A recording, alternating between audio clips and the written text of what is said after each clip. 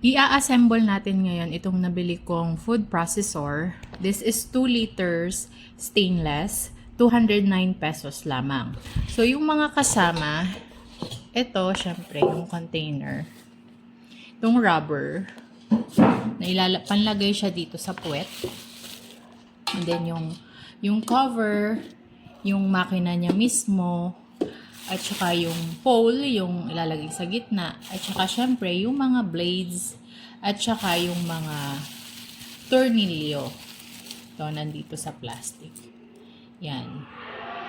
At ang maganda, may kasama na din siyang screw.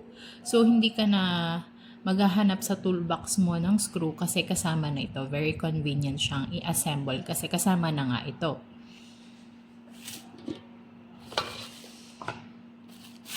So, ito, dito natin ilalagay sa gitna. Yan, may butas siya dyan. And then, lalagay natin yung screw.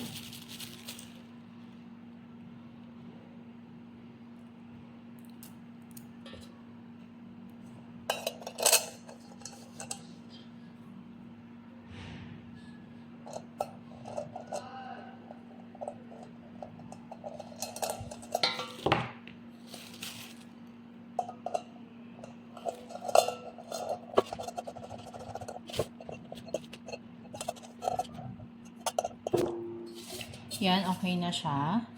Tapos, ito namang pole, yan, butas siya sa gitna kasi doon mo siya isusuksok. Yan. Okay?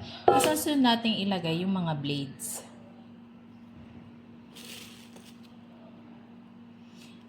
Dapat careful po tayo kasi matalas po ito. Buti na lang meron siyang protector or cover. So, ayan na, natapos na nating lagyan ng mga screw. Tapos, di ba may butas dito sa pinaka-ilalim? Dito lang natin siya ilalagay sa gitna, susuksok lang. And then, nalagyan ng cover. Tapos, ito, susuot lang siya doon. Ito yung pinaka-makina.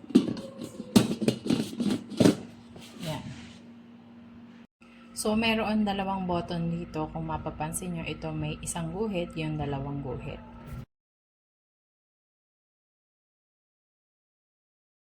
Tapos, ito naman, yung sunod kong pipindutin, yung pangalawang, yung may dalawang guhit. Ito isa. Ito dalawa. So, yung link kung saan ko to nabili, lalagay ko sa description box o kaya sa comment section. Thank you!